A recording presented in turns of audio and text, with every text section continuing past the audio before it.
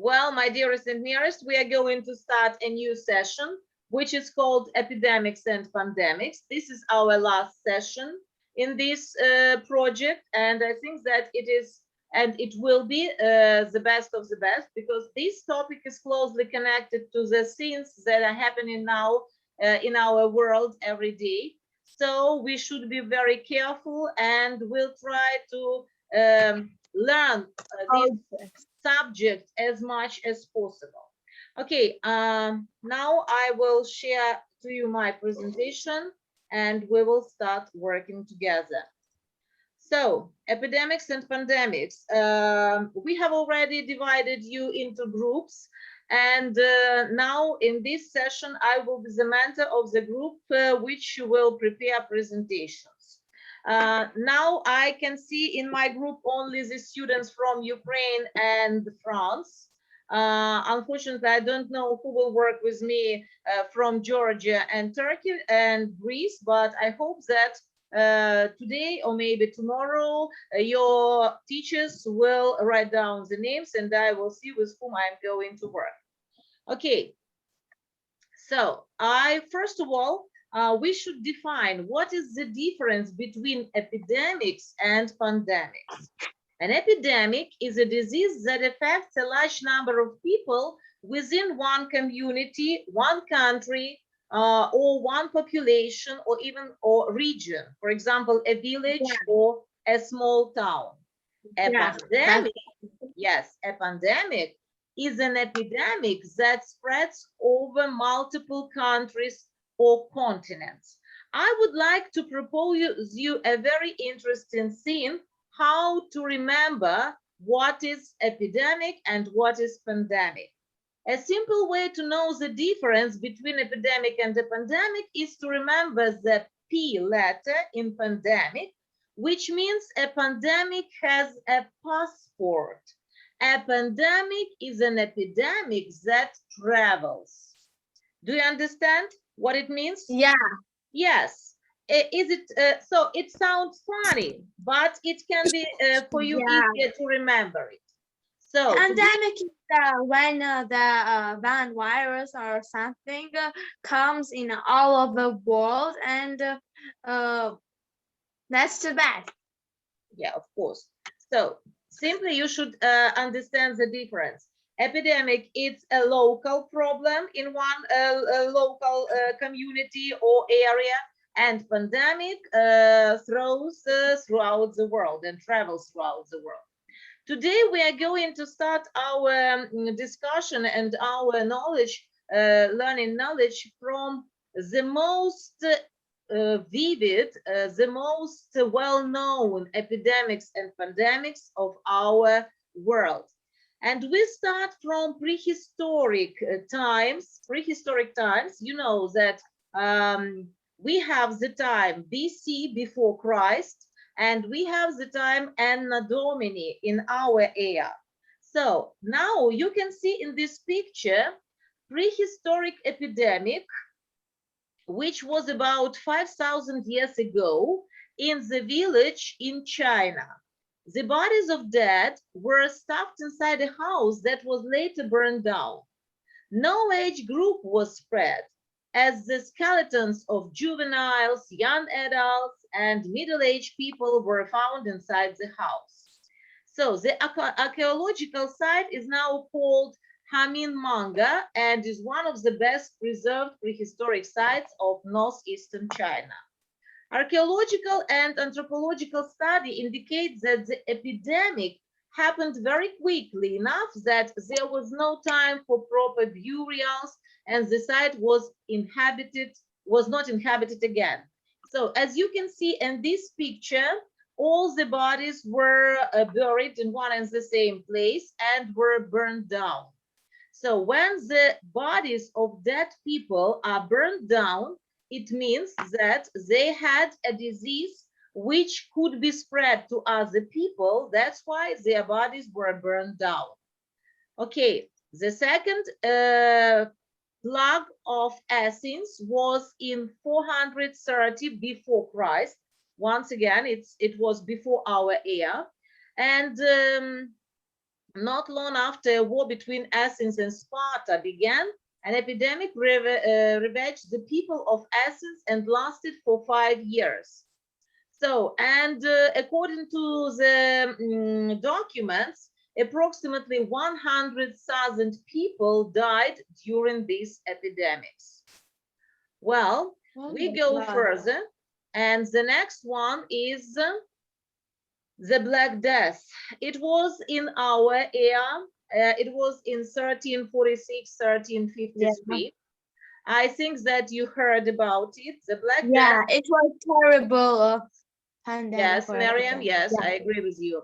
The Black Death traveled from Asia to Europe, and if it traveled from Asia to Europe, what do you think? Was it an epidemic or pandemic?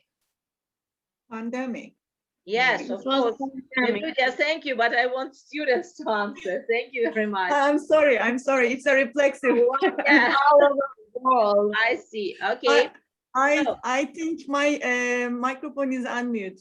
Sorry. Okay, no problem. Some estimates suggest that it wiped out over half of Europe's population. Even imagine, half of Europe's population. It was caused by a strain of bacterium, uh, Yersinia pestis, that is likely extinct today and was spread by fleas on infected rodents. The bodies of victims were buried in mass graves. Once again, when we touch the problem of epidemics and pandemics, you can see that all the dead bodies are usually buried in mass graves. Okay, so Yeah. remember please the name and the picture. It's very important because we are going to have a game after that. So the next Okay. epidemic, or it is Great Plague of London, and it is epidemic because it was only in London in 1665, 1666.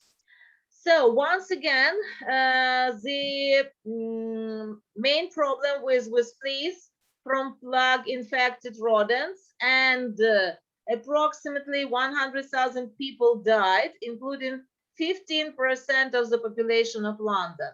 And only with the help of the Great Fire in 1666, unfortunately, many buildings in London were buried, yeah, but the plague stopped only by this way when the fire started.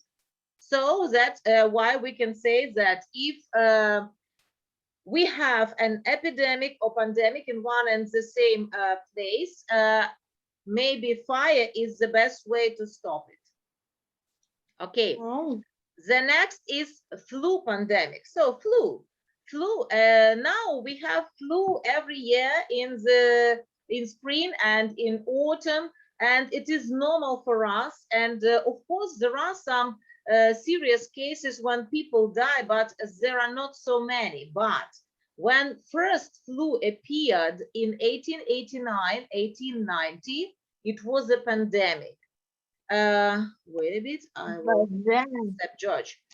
In the modern industrial age, new transport links made it easier for influenza viruses to wreak havoc.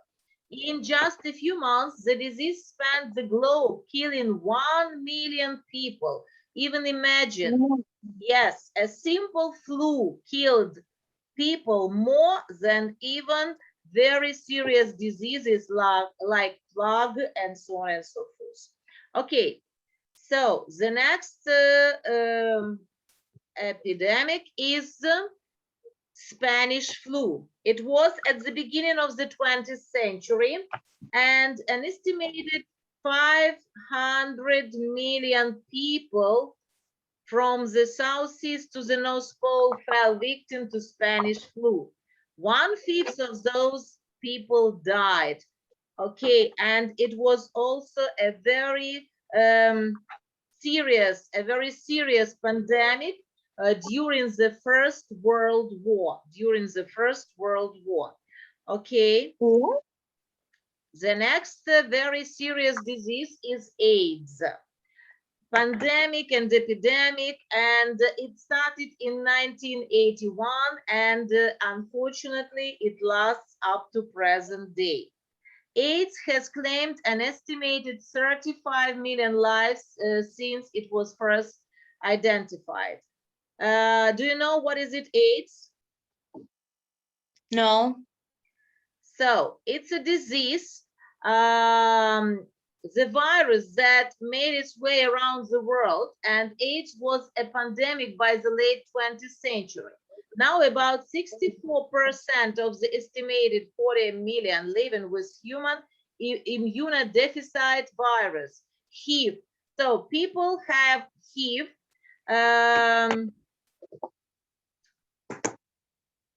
Olga, how to say it? Syndrome immunodefицita. It's HIV, yes? Yes. Olga? Yes. Okay. Yeah. And AIDS. AIDS, it's continuation of the first disease. HIV is the disease that people can get Body fluids by what? from blood from the. I want to explain to them sexual relations, but I don't know how to say it correctly for children.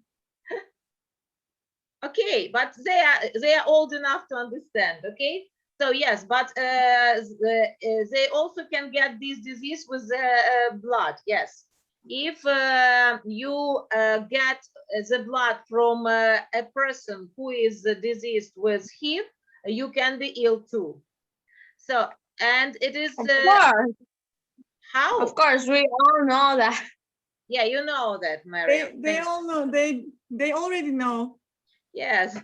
So I try to be more polite about it, but nevertheless, it's our everyday life. Okay, the next very serious epidemic and pandemic really was swine flu. It was in 2009 and 2010.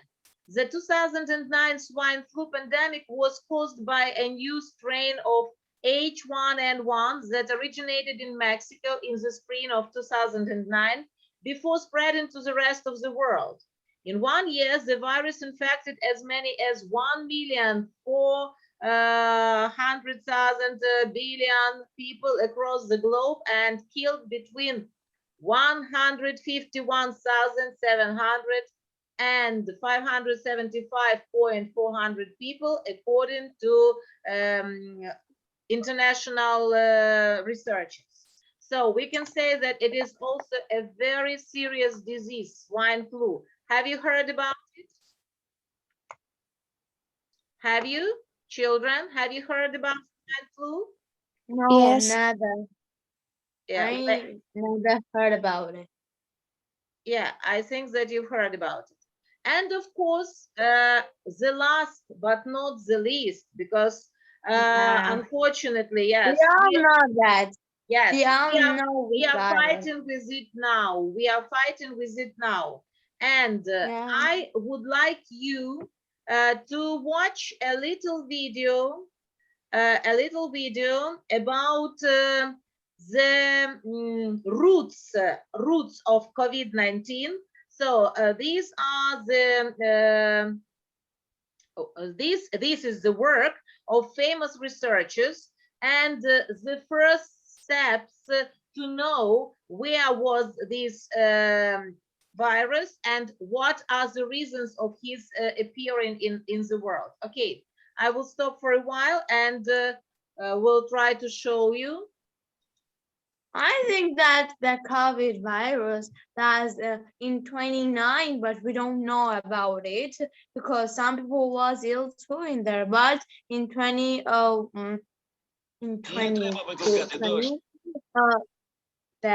this virus become very thin and very powerful. Okay, I agree with you.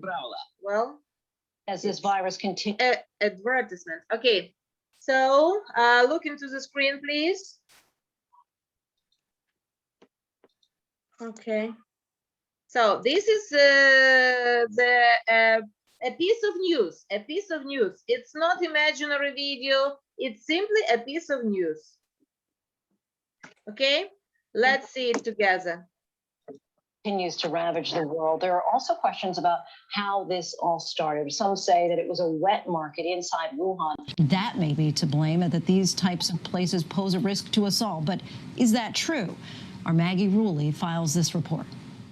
China is now reporting many more cases of SARS. The outbreak spreads. More people infected this morning with that dangerous new strain of bird flu. A new front opening in the fight against Ebola. Word of a deadly illness arriving in America for the first time. It is called MERS. The new coronavirus may be the first pandemic in recent memory to shut down the world, but it's not the first of its kind, and scientists say it won't be the last.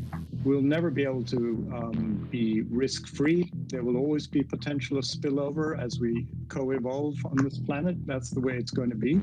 About 3/4 of all infectious diseases originate in animals, some exotic, others from livestock like chickens. Even the seemingly cute and cuddly, all could be vectors for highly infectious, potentially deadly, novel virus outbreaks in humans through contact or consumption. And many scientists fear wildlife wet markets, where thousands of people and animals gather together, are a breeding ground for outbreaks. I think they should shut down those things right away. The nation's leading infectious disease expert, Dr. Anthony Fauci, tells Fox and Friends that now is the time to act. It boggles my mind how when we have so many diseases that emanate out of that unusual human-animal interface, that we don't just shut it down. At least 60 U.S. lawmakers have signed on to a global ban. And some members of Congress are even threatening political action. And they need to pay a price. We need to start changing the way we trade until they shut these wet markets down. Shut the wet markets down. Threats of a global trade war over what? Wet markets are common in Southeast Asia and China, some selling and slaughtering live animals. We just need to ban these markets of live animals for commercial purposes, because that will reduce the hazard and the risk for spillover to humans. Dr. Christian Walter calls these markets cauldrons of contagion. We're bringing together animals from a large variety of geographic locations. These are wild animals which would never meet each other in real life. And you just create this artificial interface here where all these animals come together, you stack them on top of each other, and they will just be shedding viruses and exchanging viruses. And then add into the mix, thousands and thousands of people that come to visit and go shopping there every day. You have a perfect interface where you can get viruses to jump over from animals into humans. It was under these conditions in this walled-off building now under guard in Wuhan, China, that it's believed some of the first cases of COVID-19 were discovered at the Hunan Seafood Wholesale Market. Here, you could buy livestock familiar to so many of us in the West, but there was also an entire wild animal section that offered things like porcupines, snakes, and baby crocodiles. And while scientists have not yet been able to confirm the exact sequence of events, most believe it started in a bat, an animal known for carrying dangerous viruses. It's then thought to have jumped to an intermediate animal, perhaps a snake or a pangolin, before jumping to a human. It's really important to understand the difference between domestic animal and livestock production, where we've co-evolved with livestock for thousands of years, 5,000, 6,000 years and more. We really know a lot about diseases that livestock harbor and poultry, but we know nothing, just about nothing about what disease agents wildlife can harbor. They think there's about 700,000 viruses just in mammals and birds, which could potentially cause zoonotic disease in humans. But the growing calls to shut down all wet markets because of their mortal threat may be excessive. Only a small percentage of wet markets are known as wildlife markets, where they sell wild animals for meat or as pets, often mixing livestock with illegal wildlife for sale. But the vast majority are similar to farmers markets, selling everything from fish and meat to non-perishables, and they are integral to daily life in much of Asia. In newly reopened Wuhan, we met this man. He's shopping for tofu, vegetables, and other food staples for his family. He says wet markets are essential for daily life here. And even though Western supermarkets are gaining in popularity, most still rely on places like this. When Wuhan went under lockdown as infections and deaths surged, it was this massive wet market residents relied on for survival. These stalls providing enough food to feed the entire city of 11 million for nearly 3 months. The World Health Organization acknowledges that wet markets are an important source of affordable food and livelihood for millions of people, but saying that in many places they've been poorly regulated and poorly maintained.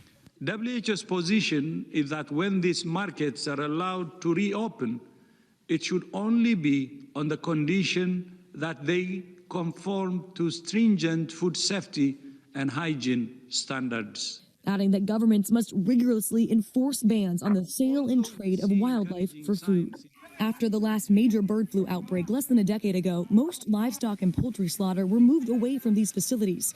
And after this current outbreak, the Chinese government has banned the trade and consumption of wild animals for food. But there are concerns about how well these restrictions will be enforced. And the government has not yet banned the commercial sale of wild animals for pets, traditional medicine, or ornamental uses. Okay. So we stop here because we don't need to listen to and to watch the other information. The most important we have already heard.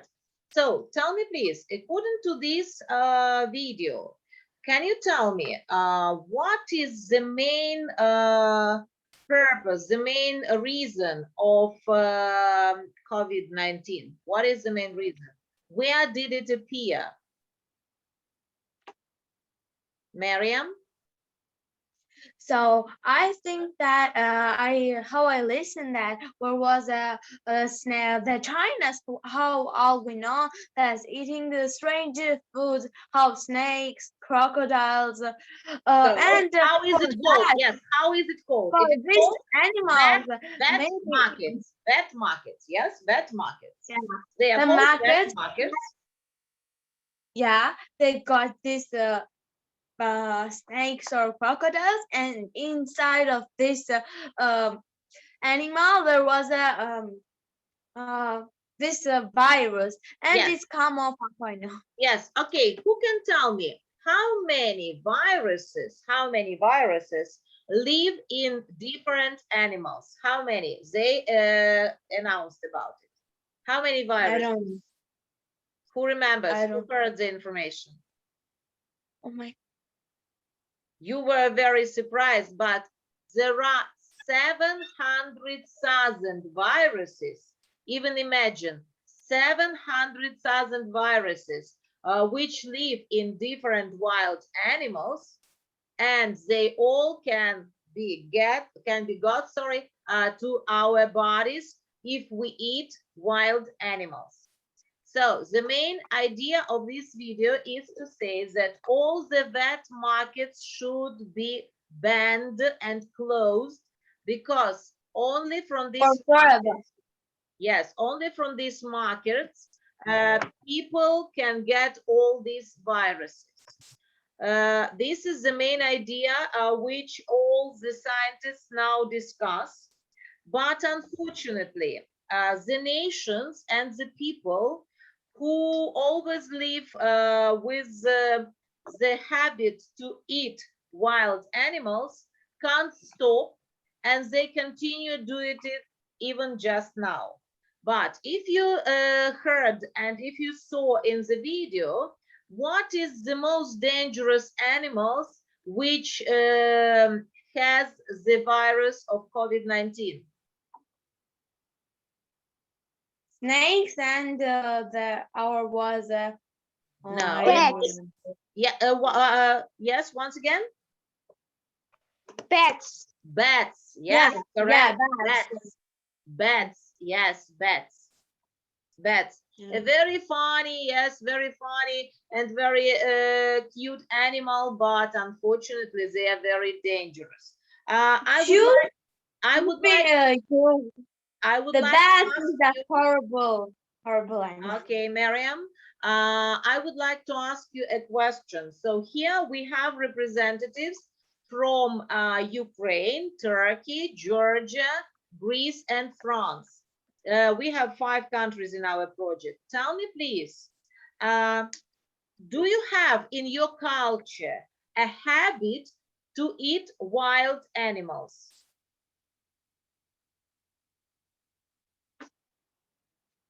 Do you have such habit in your culture? No. No. We also in Ukraine don't have such habit to eat wild animals. And We too. We don't eat that wild animals. Yes, unfortunately, this habit is very widespread in Asian countries. And as you know, COVID-19 came to us from China. It's an Asian country because there it is a habit of people to eat different wild animals, like Miriam mentioned, snakes, porcupines, lizards, what else? Crocodiles. Yes, crocodiles and bats. That's why the problem is in this. And unfortunately, they don't and they can't stop this habit of eating because their fathers and forefathers did it and their children will do it. This is the habit and the culture of the nation. This is their nature.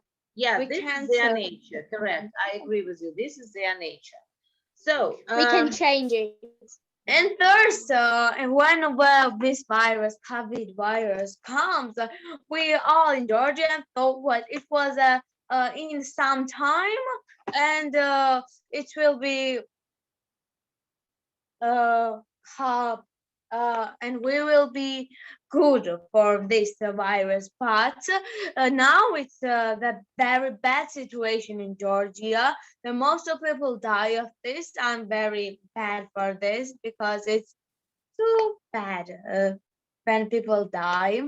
And now we are scared of this virus. But at first, when it comes, we never thought what it will be like that. Yes, nobody thought that it would be like that, but unfortunately. So today I opened a very popular site, which is called Worldometer. Have you ever heard about it? Worldometer. No. So this is the site. I will show it into my my bio. You can see it. Yeah, can you see it now? Yes. Yeah. Okay. This is the site where you can see the number of diseased people, the number of dead people in each country about coronavirus. And I would like to mention our countries. What place do we have in the rank of all the countries in the world? For example, third place. Yeah. What? Which country has got first place? I'm very The first place about. is USA, the USA. Oh. The second is Brazil. The third is India. The fourth is France, unfortunately. The fifth is Russia. The sixth is the United Kingdom. The seventh, Italy. The eighth, Turkey. The ninth, Spain. The 10th, Germany. The 11th, Poland. Okay, then I will miss all the countries because we are not with them. So Ukraine is in the 16th place. Georgia. Georgia. Georgia That's a good the 49th place. You are lucky people. You are in the 49th place.